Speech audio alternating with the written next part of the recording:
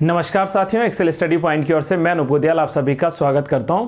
तो जी हां दोस्तों, आज से हम लोग स्टार्ट करने वाले हैं वर्ल्ड ज्योग्राफी की एक सीरीज, यानी कि आने वाले 8 से 10 वीडियोस के माध्यम से हम विश्व भर के सभी कॉन्टिनेंट्स के बारे में जानकारी हासिल करेंगे और साथ साथ में जो महासागर हैं यानी कि ओशन से इनके बारे में सभी जानकारी जुटाएंगे।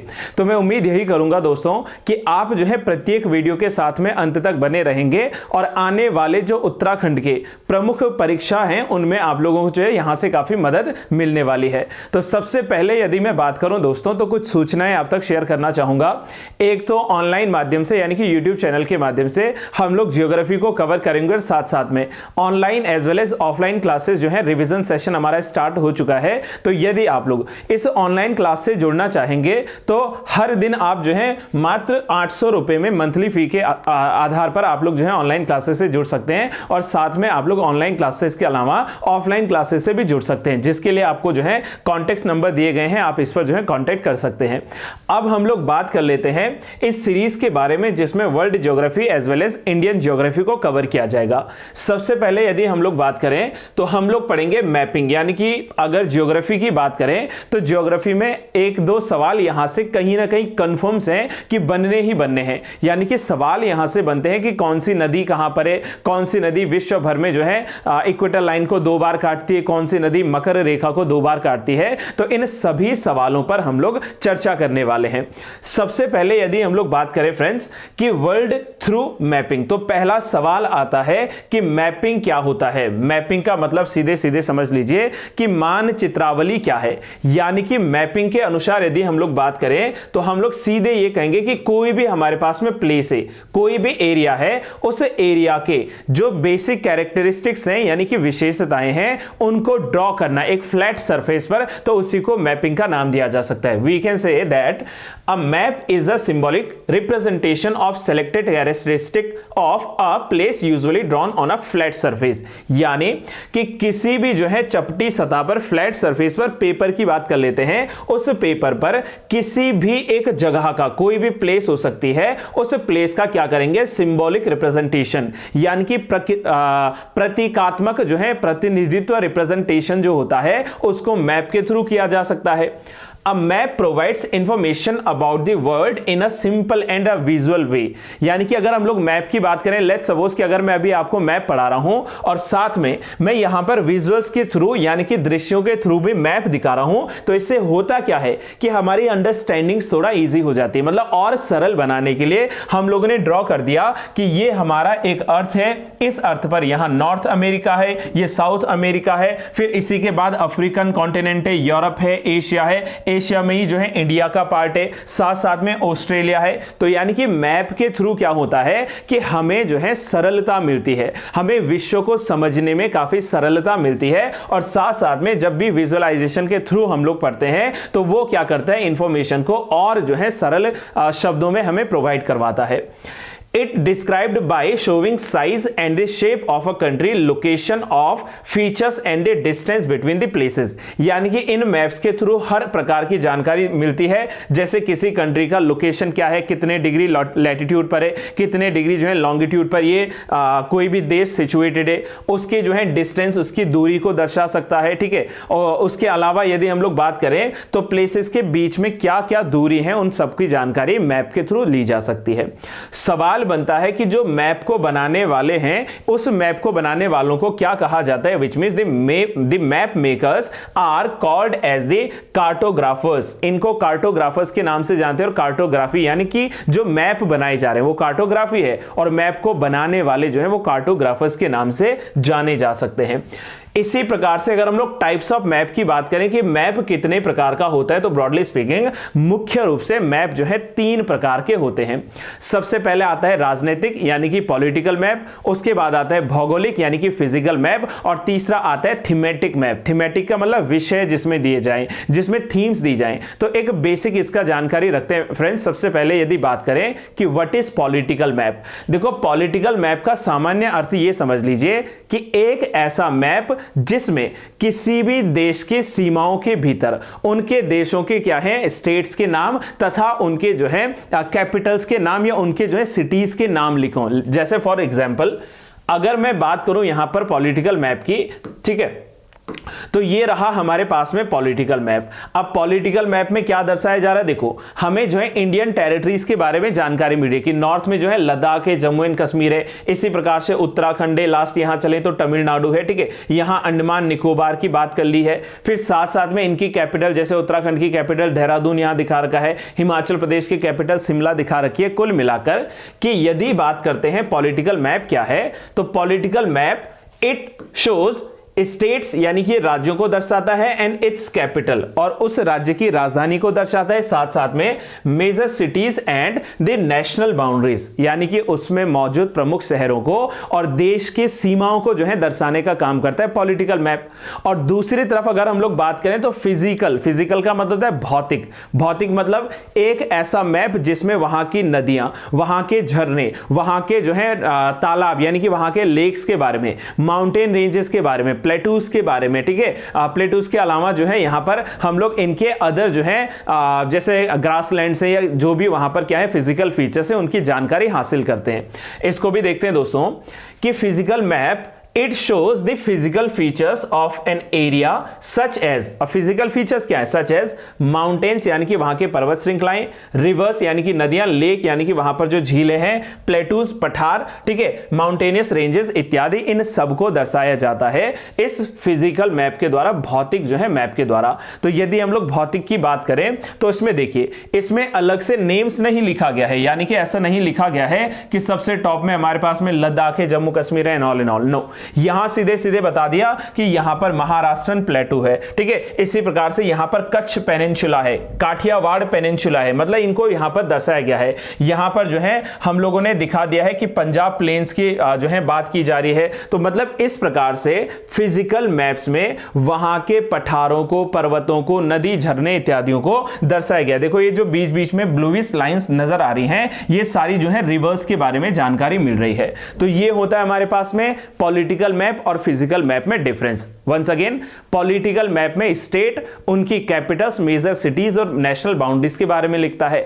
फिजिकल मैप्स में उसके जो फिजिकल फीचर्स है, सच एज माउंटेन्स की बात की, लेक्स की बात करी, प्लेटूज की बात कर लिया हम लोगों ने, ठीक है। अगर वहां पर ग्रासलैंड से, हाईलैंड से, तो उन हाईलैंड्स के बारे में भी बताया जा सकता है। तो ये सारे फीचर आते हैं भौगोलिक मैप के थ्रू। अच्छा, इसलिए इसको मैंने इस वीडियो को बनाने का मकसद ही ये था कि जब कभी मैं क्लासरूम में जाकर बच्चों को कहता हूं कि बच्चों चलिए आज आप लोग पॉलिटिकल मैप को जो है ओपन कीजिए, तो फिर वो मुझे बुक दिखाना शुरू कर देंगे एटलस वाली कि सर कौन सा वाला, तो कौन सा वाला आज के बाद जो है क्लियर हो गया। आई रियली होप यहां से मामला जो है बिल्कुल क्लियर होगा। नेक्स्ट आता है इसमें थीमेटिकल मैप। अब थीमेटिकल मैप में भी क्या होता है कि किसी भी स्टेट में या किसी भी देश में वहां पर, जैसे मान लीजिए कि रोड संरचना की मैं बात करूं, रोड स्ट्रक्चर्स की मैं बात करूं तो थीमेटिकल है। वहां के क्लाइमेटिक डिस्ट्रीब्यूशन की मैं बात करूं तो वो क्या है, वो वहां पर थीमेटिक है। चलिए इसको भी जानते हैं friends. Thematical map is it is display distribution और the pattern over the earth, यानी कि ये क्या करता है, अर्थ सरफेस पर पैटर्न्स को दर्शाता है। साथ में दे एम्फेसाइज वन थीम और द टॉपिक, वो किसी एक थीम या किसी एक टॉपिक को बताएंगे। जैसा फॉर एग्जांपल लेट्स सपोज कि ये देहरादून सिटी है। अब इस देहरादून सिटी में हमें क्या जानना है, रोड को पढ़ना है कि भाई यहां पर कौन कौन सी रोडें हैं। तो देहरादून में जो रोड है, सड़कें हैं, उनके लिए अलग से थीमेटिकल मैप बनेगा। सड़कों के अलावा देहरादून सिटी में जो इसके अलावा मतलब अदर फीचर्स आ सकते हैं, सच एज फॉर एग्जांपल जैसे मान लीजिए कि कहां पर प्लेन एरियाज है, कहां पर जो है यहां पर जो है सप्लाईज की जा रही हैं अलग अलग, यहां पर जो है हम लोग बात करें तो रोड इत्यादि के बारे में पढ़ने के लिए हमें थीमेटिकल मैप्स मिल सकते हैं। जैसे for example these themes can include information about the people, यहाँ के लोग जो हैं उनके बारे में, इनकी लैंग्वेज, इनका ऑर्गेनिज्म जो है, यहाँ नहीं कि यहाँ पर जो समुदाय है, यहाँ के जो लोग हैं, उनकी भाषाएं हैं, कितना परसेंट जो है लोग गढ़वाली बोलने वाले हैं, कितना जो है कुमाऊनी बोलते हैं, कितना जौनसारी बोलते हैं। तो मतलब कुल मिलाकर थीम्स को यहाँ पर क्या किया जा सकता है, नोट किया जा सकता है। Let's suppose for example it show the production comma people's average income, different languages spoken by them and the average annual rainfall, यानी कि वार्षिक प्रेसिपिटेशन कितना है, रेनफॉल कितना है, इसको दर्शाया जा सकता है। यहां के लोगों की भाषा क्या है, कौन सी भाषा को कहते हैं, इसको दर्शाया जा सकता है। इनकी जो है इनकम क्या है, मतलब आय क्या, उस आय के लिए चार्ट बनाया जा सकता है। So this is the meaning of a thematical map. इसको भी एक बार हम लोग जान लेते हैं। फॉर एग्जाम्पल जैसे लेट्स सपोज कि यहां मैंने जो है नेशनल हाईवे नेटवर्क का एक मैप लिया है है जिसमें रोड संरचनाओं के बारे में बताया गया है। तो ये थीमेटिकल मैप हो जाता है। आई होप गाइज यहां तक आप लोग बातों को जो है क्लियर समझ पाए हैं। अगर आपको कोई भी जो है डाउट होता है, कोई भी जो है कहीं पर कंफ्यूजन होती है, तो आप कमेंट बॉक्स में अपने जो है कमेंट्स को, अपने डाउट्स को जरूर शेयर कीजिए और उसको जल्द से जल्द जो है आपको सॉल्यूशन दिया जाएगा। अब सवाल आता है कि मैपिंग तो हो गया, लेकिन फिर एटलस क्या है? ठीक है, एटलस किसे कहते हैं? तो आपको कुछ नहीं कहना है। Atlas is a book. Atlas क्या है? एक पुस्तक है। एटलस इज अ बुक और अ कलेक्शन ऑफ मैप्स, यानी कि जो अलग अलग मैप्स बनाए गए थे ना, चाहे वो पॉलिटिकल मैप है, चाहे वो थीमेटिकल मैप है, चाहे वो वहां पर जो है फिजिकल मैप है, उसको जिस पुस्तक में, जिस बुक में जो है कंपाइल किया गया, उसी को मानचित्र की पुस्तक के रूप में जाना जाता है। ठीक है, यही है ना हमारे पास में मैपिंग, एटलस। तो एटलस का मतलब ही हम लोगों ने समझ लिया कि many Atlas also contains fact and the history about the certain places. कुछ जो है जगहों के बारे में वो तथ्य भी हमें बताएगा, उनके इतिहास की जानकारी भी देगा। अब सवाल आता है कि एटलस क्या है और एटलस के जो है जनक किसे कहा जाता है। तो अगर मैं मॉडर्न एटलस की बात करूं फ्रेंड्स, आधुनिक जो है मानचित्रावली की बात करूं, तो modern atlas was prepared by the Geraldus Mercator. This is important. Geraldus Mercator नामक जो व्यक्ति थे, he is also called as the father of modern map. ठीक है, आधुनिक जो है मैप्स का जो फादर कहा जाता है वो मर्काटर को ही कहा जाता है। ये इंपॉर्टेंट फैक्ट हो जाता है। एटलस क्या है? अब जरा इस इमेज को एक बार देखिए कि एटलस क्यों कहा गया है। देखो, कई जो है हमारे पास में पौराणिक गाथाएं हैं वेस्टर्न कंट्रीज को लेकर कि एटलस नामक जो है यहां पर एक क्या थे? डिवाइन थे। कई लोग इनको जो है राक्षस कहते हैं, कई लोग इनको जो है देव के रूप में भी मानते हैं, जिनको ये कार्य सौंपा गया था कि भाई पूरी पृथ्वी का भार आपको अपने कांधे पर जो है उठाकर चलना है। और ऐसा क्यों था, चलिए इसको भी जानते हैं। Atlas refer to a portray of a king Atlas. एक किंग थे, एक राजा थे जिनका नाम था Atlas, a mythical African monarch. ये जो है एक अफ्रीकियाई जो थे, तानाशाही कह लीजिए, राजशाही कह लीजिए, नॉट तानाशाही सॉरी, राजशाही जो है एक क्या थे, वहां पर किंग हुआ करते थे। And the king Atlas invented the first celestial globe. इन्हीं के द्वारा पहला जो आकाशीय क्या था, ग्लोब था, जो ये गोला था, इसकी खोज भी की गई थी। यहीं पर माइथोलॉजिकली अगर हम लोग बात करें तो ये एक ऐसा क्रीचर है, Atlas is often associated and pictured as Atlas. ठीक है, it was Atlas was a giant, एक जो है बहुत बड़ा था, एक जाइंट था। ठीक है, विस्तृत आकार के व्यक्ति था। Who was forced to carry the earth and the heavens on his back. जिनको पूरी पृथ्वी को, पूरे क्या करने हैं, हेवन को क्या करना था, अपने बैक पर, अपने कांधों पर जो है उठाकर चलना था। तो इनको एटलस कहते हैं। और यही कारण था कि इसको जो है एटलस, कई बुक्स में इनका जो है हमें इमेज भी मिलता है। दूसरा, एटलस जो है एक माउंटेनियस रेंज भी है। एटलस क्या है? एटलस एक पर्वत श्रृंखला भी है जो कि अफ्रीका में है, और उसी के आधार पर कई मैप बुक में जो है उस एटलस श्रृंखला को बनाया जाता था। सो दैट इज व्हाई इसको जो है एटलस का नाम भी दिया गया है। यदि हम लोग बात करें अब विश्व भर के प्रमुख ओशंस और प्रमुख कॉन्टिनेंट्स के बारे में, कि विश्व में जो है कौन कौन से महाद्वीप हैं, कौन कौन से महासागर हैं, बिल्कुल बेसिक से हम लोग चल रहे हैं। ठीक है, स्टार्ट करें, यहां से सीरीज की शुरुआत होगी। कॉन्टिनेंट्स की यदि मैं बात करूं तो हम सब लोग जानते हैं कि विश्व भर में जो सबसे जो है विस्तृत कॉन्टिनेंट्स में आते हैं, उसमें सबसे पहला स्थान आता है उत्तरी अमेरिका का, दूसरा आता है दक्षिण अमेरिका यानी कि साउथ अमेरिका, तीसरा आता है यूरोप, चौथा आता है Africa, fifth one is Asia, sixth one is Australia and last but not the least seventh one is Antarctica. तो कुल मिलाकर जो है विश्व में कितने महाद्वीप हैं? इन महाद्वीपों की संख्या है 7। अब सवाल बनता है कि महाद्वीपों का ओरिजिन कैसे हुआ था, तो उसके लिए थोड़ा सा वेट करना पड़ेगा।